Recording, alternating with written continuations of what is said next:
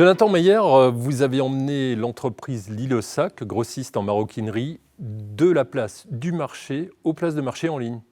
Oui, effectivement, en fait, depuis 1995, l'entreprise a été créée en 1995 et on a sans cesse évolué vers les marketplaces, vers les e-commerce. Donc, tout d'abord, on a commencé en grande distribution, la vente en grande distribution au référencement national, puis après, on a évolué vers les marketplaces et vers le e-commerce. Alors, d'une situation finalement où vous étiez confronté à 1, 2, 3 concurrents sur les places de marché, la place du marché d'ailleurs, vous êtes aujourd'hui confronté à des milliers de concurrents dans l'Europe ou dans le monde entier. Comment est-ce qu'on se différencie ? Effectivement, il faut se différencier par déjà des produits innovants. On travaille sur des gammes un peu plus spécifiques par rapport aux concurrents qui permettent de monter en référencement. Après, on a la partie marketing aussi, donc on peut utiliser différents aspects marketing, différents canaux.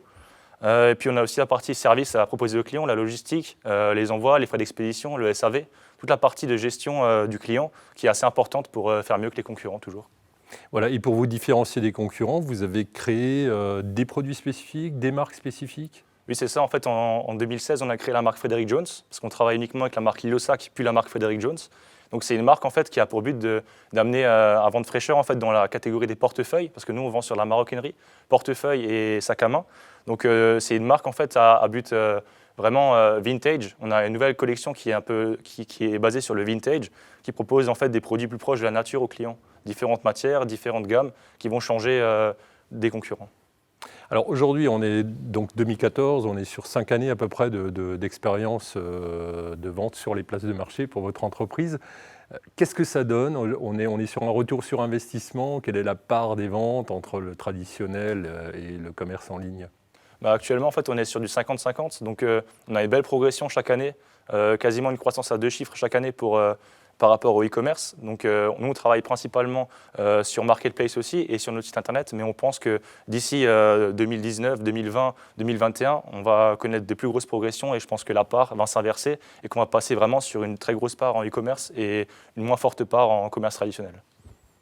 Alors, si une entreprise, quelle que soit l'entreprise, veut se lancer dans le commerce en ligne, est-ce qu'il y a des prérequis ? Est-ce qu'il faut se préparer au préalable avant d'aborder ces plateformes de vente Oui, effectivement, vous voulez sans doute parler des marketplaces comme Amazon ou Cdiscount. On a différentes marketplaces. Alors, on peut les intégrer, mais il faut avoir déjà des produits qui soient assez innovants par rapport à la concurrence.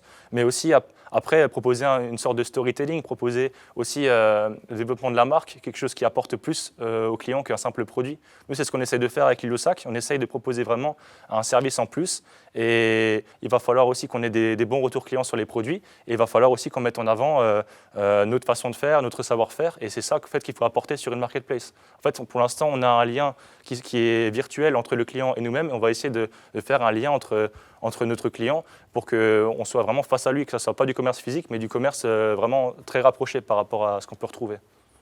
D'accord, donc il y a un vrai travail sur le site internet, je suppose également. Sur le site internet aussi, on a développé plusieurs gammes de produits, mais par contre, c'est vrai qu'on utilise aussi des différents aspects comme Google AdWords ou par exemple des utilisateurs de gestion de marketing aussi qui peuvent nous apporter beaucoup en termes de trafic. Et c'est important de coupler ça au marketplace. Et également, on utilise le service FBA, c'est le service expédié par Amazon, qui permet de gérer la logistique en fait. Donc ça fait un point en moins pour nous à traiter et ça nous permet de gagner du temps pour pouvoir développer d'autres choses.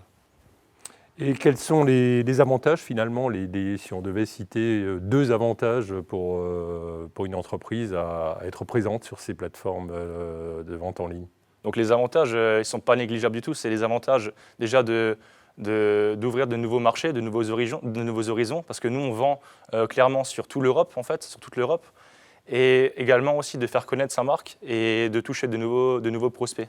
Le but, en fait, ce sera vraiment de développer, de pouvoir trouver de nouveaux prospects et d'avancer dans le développement de la marque et en même temps aussi réduire les coûts en termes de logistique si on utilise vraiment les outils mis en place par les marketplaces. Pour finir, Jonathan Meyer, où peut-on trouver aujourd'hui la gamme de produits L'Île aux Sacs ? Alors vous pouvez nous retrouver en ligne sur le site internet lileausac.com, puis aussi sur les marketplaces comme Amazon avec la marque L'Île aux Sacs ou Frederick Jones dans les catégories portefeuille ou sac à main ou bagages. Eh bien, merci Jonathan Meyer. On en sait aujourd'hui un peu plus grâce à vous sur l'efficacité du e-commerce. Merci à vous.